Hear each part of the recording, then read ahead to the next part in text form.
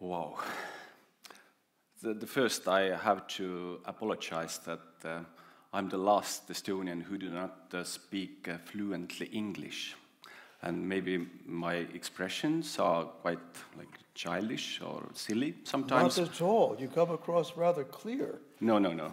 But you are very friendly. But I'd like to ask, you saw the film first time now. Yes, for the first time. What did you expect? What did I expect before I saw it? Yep. Well, Michael was kind enough to give me a very accurate description of a very beautiful, poetic, philosophical film with some very light philosophical narration. And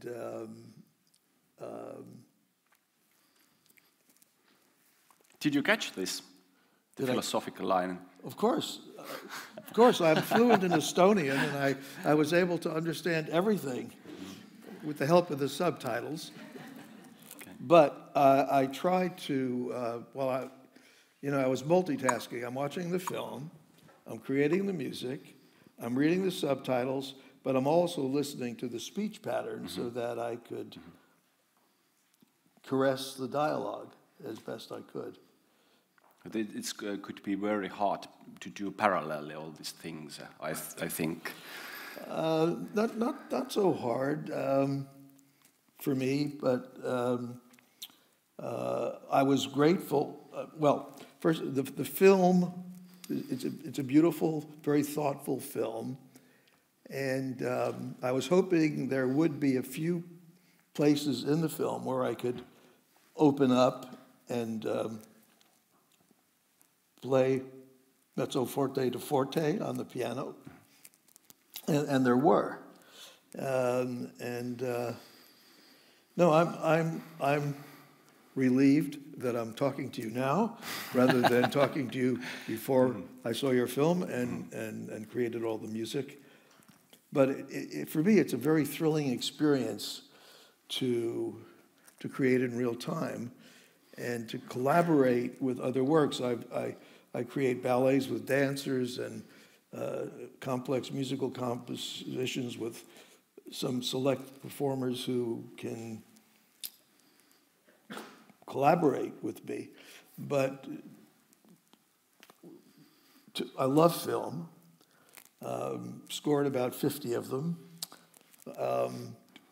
I edit my own music videos, working backwards, taking a piece of music I've written and putting the visuals together. So I just love the whole process, and I'm very grateful that I was invited to do this and that Michael found your film. And you never imagined the film with music, so... Yeah, because it was like our concept that we do not use like music in this film. We can say that all the music is what the nature give for us. All this, the birds and the waterfalls, and this soundtrack is actually quite rich. And this the main character, Fred Jüssi, right? The biologist. He's also the sound recordist, and we use maybe 90% of the film soundscape to use his archive. This archive is from 70s till 80s. Right. And he used, this old equipment, Nagra. Right. Nico, you should know about this Nagra, the sound engineer and the composer. Yeah. And Nagra it's not the best quality till our time, but he can use the best microphones and this Nagra, and it still works. Yeah. All this sound. Okay, maybe some words about the background of the main character. You don't know that there is a connection between Estonian and the United States in this film. It was a big secret that the father of Fred Jüssi is half on Cherokee, Jim Blue Jacket. Oh, really? Look at his face. He is Indian. Wow. And the Jim Blue Jacket was the first Native American baseball player in this like a major league. And if you Google the Jim Blue Jacket, then you will find his picture, and absolutely like they're very similar. This is the Fred. He born in Aruba, and then he came back to Estonia. But he's like native Estonian. And we Estonian are like European Indians, as said our writer Jaan Kaplinski, that we are Indians. And you look, the Arvo Pärt Centre is in the middle of the forest, and it's not coincident. Okay, but what I think about, I didn't expect nothing. I just keep open-minded, and it was the beginning was very promising. At this very like you gave space, and I was a bit afraid that you will cover all this the film with the music. Sometimes less is more, as you know. This yes. Yep, and maybe it's not a critic, Kalle, to say that maybe I expected a little bit more silence, space between the scenes. We talked about that possibility. Yeah. We had a little bite to eat beforehand, and I asked him whether he thought there should be some pauses or not, and he said to me, well, you know, a lot of movies are very through composed. And I said, okay, well, if he's all right with that, if it feels like it works that way, I will do it that way. And it did feel like it worked that way. I was able to give enough space, enough pauses for myself. Did they work for you as well? Just when these things just I felt when I saw the films, but some scenes was perfect, absolutely. I can't imagine that you can make it like simultaneously here. It was like in some scenes I thought that you took time to compose this very like carefully. Yeah. 65 minutes. At the same time. And we also have like open microphone, and you all. So I am not here like in a confession to speak what I think about film. But the first emotion was it came truly from my heart was that you gave the second birth of the film. Thank you. This is the truth. And you have my permission to use it and edit it. You can put silences in if you want. Yeah, thank you. But I think as you listen to it, you're not going to want to cut too much. So. But I'll be very interested, and hopefully Michael was able to record everything. I hope so too. We don't have the answer to that yet, but if so, there'll be the possibility of putting a very clean recording. And I didn't hear anything that I had to edit, actually, so I'm glad about that.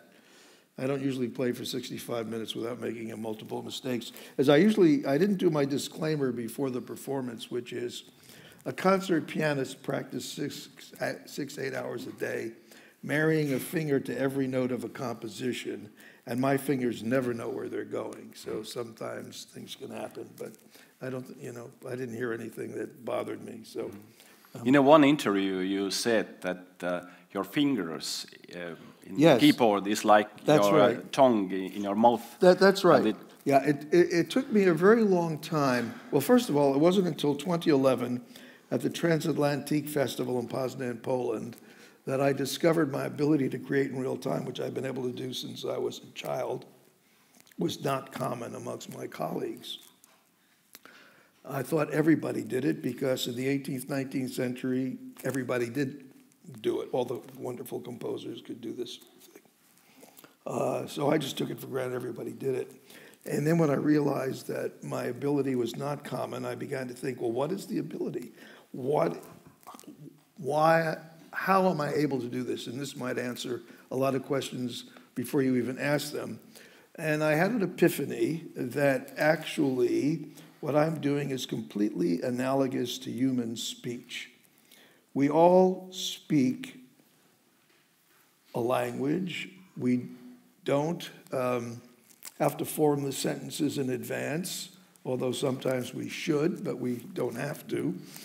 And how is it possible? So, very simply, it's possible because we develop a vocabulary and we develop the means to deliver the vocabulary. And I will put a question out to the audience and ask you, and if any of you have seen any of my interviews, you know the answer, but so please don't, if you know the answer, don't raise your hand, but what part of your physical anatomy is most involved in speech? Anybody? Brain. The brain is involved, but brain is involved in everything. There's a part of your physical anatomy that is involved specifically with speech and one other function. Hands. What? Hands. Hand? Well, no, it's not the hands. You see, all right, I'll tell you because you already see it's not obvious to anybody. And the reason it's not obvious is because you never think about it, because it's second nature. It's the tongue in your mouth. You do not have to tell the tongue in your mouth where to go to make a sound. And what Jaan was referring to is I realized that my fingers on a keyboard are like the tongue in my mouth. I can express myself in the language of music as easily as I can express myself with a little water, with a spoken language. And language is one element at a time. Music is many elements simultaneously, so it's much more complex. So there's obviously something in my brain that can follow multiple events at the same time. But essentially what I'm doing is I speak the language of music in real time. And maybe that's the end of all the questions. Maybe any comments or questions? Hello. Yes, Thank hello. you for the wonderful experience to begin with. I'm wondering, you must be exhausted after such a performance. Actually, I'm more exhilarated than exhausted and relieved. I've done this before, but never to a full-length project. And it was a joy. I was actually sorry when I saw the clock was nearing the end. I could have kept going. Oh, it was wonderful. Thank you. Thank you. Hi, thank you for being here and for everything you've done so far. My question is, do you think the way you approached your musical education since the beginning might have influenced or played a role in developing this language that you're speaking easily? I'm not sure. You're asking me when I started playing at the beginning of this film. No, I mean when you started learning music. Oh, when I started learning. Well, first thing I should tell you is I never took piano lessons, even though I sound classically trained, and I am a classical pianist, classical crossover recording artist, but I don't do repertoire outside of a few odd things. I did release an album about 1.5 years, 2 years ago called The Bach Effect, because I love Bach, and a lot of my music's influenced by Bach, and I actually recorded 4 Bach inventions. But mostly I'm just creating in real time. So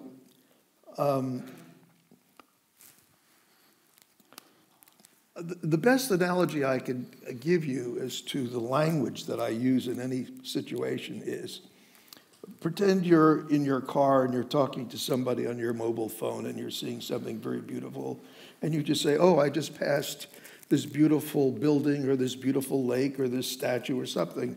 And you're describing it. That's what I'm doing. I'm just speaking the language of music. And I'm responding in the language of music to what I'm experiencing. And the language always changes depending upon what it is I'm experiencing. If you listen to any of my, I have about 70 albums out. Some of them are soundtracks. A lot of them are chamber music things that are just, I mean, right now I have, thanks to Vladimir Putin, a hit record. It's called Remembering Mariupol. I wrote it a week after the invasion of Ukraine. It came out May 20th, and it's over 1 million streams. And it's just a very honest reaction to my being extraordinarily upset that what happened there could possibly happen in the world. And I guess it's resonated. And there are 4 movements there, and each of the movements is very different from each other, and they're all very different from what I normally do and what you heard here this evening. So I think all of us who speak a language believe it's completely analogous to human speech. We use different words to express different feelings in different situations. And so as this film began to unfold, I felt my way into it. I knew that it was going to be somewhat philosophical, and I started very simply and openly to give myself room to go in many different directions. But once the film, began very shortly, I was kind of into it. And at the beginning, I didn't know if there would be any sections in the film where I could open up a little bit. And but fortunately, there were. So it was a wonderful experience as the film unfolded. Thank you very much for your answer. Thank you very much for your question. Hello, good evening. I would like to thank you because for me it was almost like a meditative experience and beautiful time for my all of my senses. So thank you very much for that. And I have also a question for the creator of the movie. What was your first inspiration to do the movie, to tell this story? How did it all begin? Maybe this the main character, the Fred Jüssi, was the first point. But in the first moment, he wasn't agree. But then he said that if the nature is the main character, then he can be as like a guide or for us into this this world. And maybe I have to say that Fred Jüssi is actually in this film. It seems that he like lives in forest, but actually he is a guy from a city. He lives in Tallinn. No, Tallinn is so-called city, little town. For you, from the men from LA. No. But Tallinn is a beautiful city. I really love it. Okay, but Fred Jüssi has been spent most of his life on the streets of Tallinn, and I think this is my little theory that a good naturalist or nature thinker is someone who lives in town, because then you have a different background. You has like a fresh view for all these little miracles in the nature, because those people who lives in countryside, I think that there is so many like very sensitive and smart people in countryside, but they never look at the patterns of the stone, or they just lay down and see the clouds and the sky. But if you have another scale, another background, then you maybe observe the nature in a very different way. And one maybe very important thing is, it's so pity that Fred Jüssi is not here today because he's a little bit ill.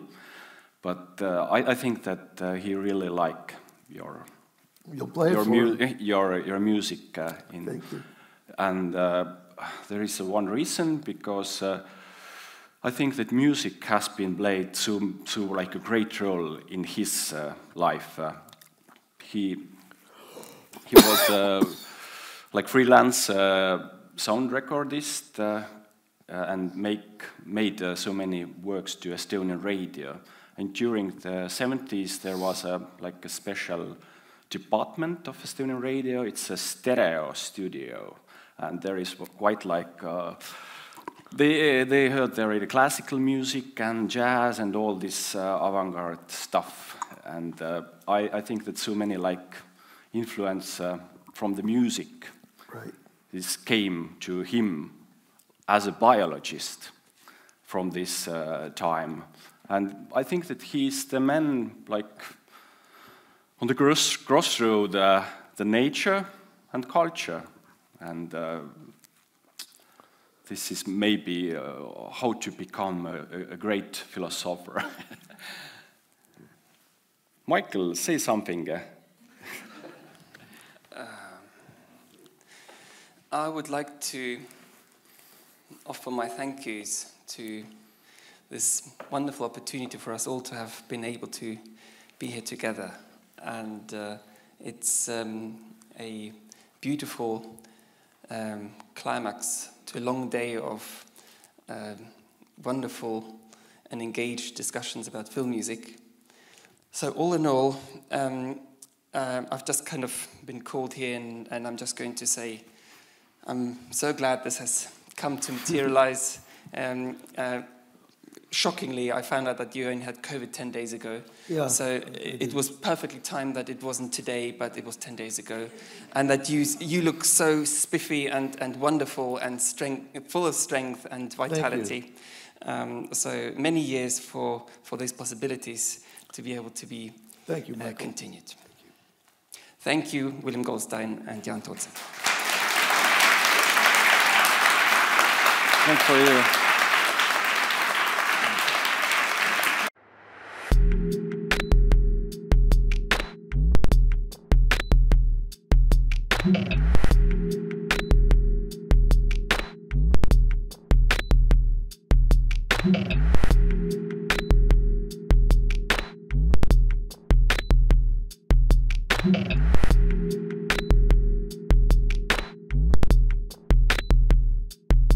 Mm-hmm.